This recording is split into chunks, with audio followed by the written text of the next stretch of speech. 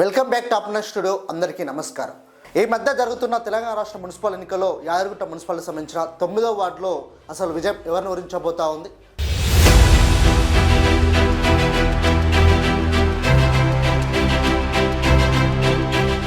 అక్కడ మహిళా రిజర్వేషన్ రావడం జరిగింది.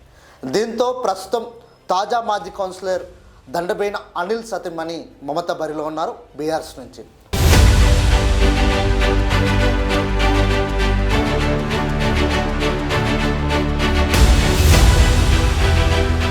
ఇటు కాంగ్రెస్ నుంచి వెళ్ళి సాధినేని మధుకర్ సతీమణి ధనలక్ష్మి బరిలో ఉన్నారు.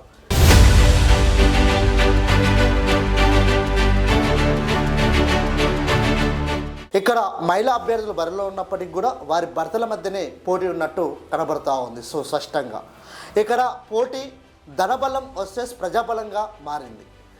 ఇక మొత్తం మీద చూసినట్టయితే గతంలో అనిల్ కౌన్సిలర్గా ఉన్నప్పుడు ప్రజలకు అందుబాటులో ఉండటంతో పాటు మతాలకు అతీతంగా కులాలకు అతీతంగా ఆయన బంధుత్వం పెంచుకున్నారు.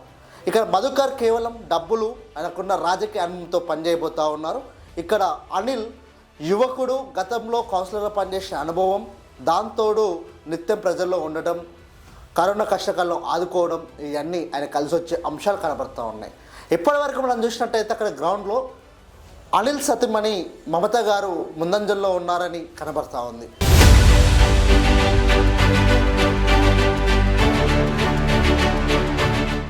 ఏదేమైనప్పటికీ కూడా అక్కడ 9వ వార్డు ప్రజలు యువకుడికి పట్టం కట్టాలి, మనకు అందుబాటులో ఉన్న వ్యక్తికి మనం ఓటు వేయాలని నిర్ణయానికి వచ్చినట్టు తెలుస్తూ ఉంది అక్కడ ఉన్న ట్రెండ్స్ చూసినట్టయితే.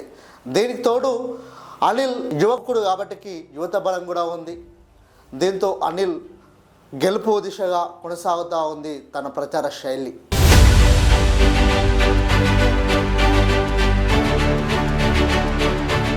ఇది ప్రస్తుతం యాదగిరిగుట్ట 9వ వార్డులో ఉన్న గ్రౌండ్ రిపోర్ట్.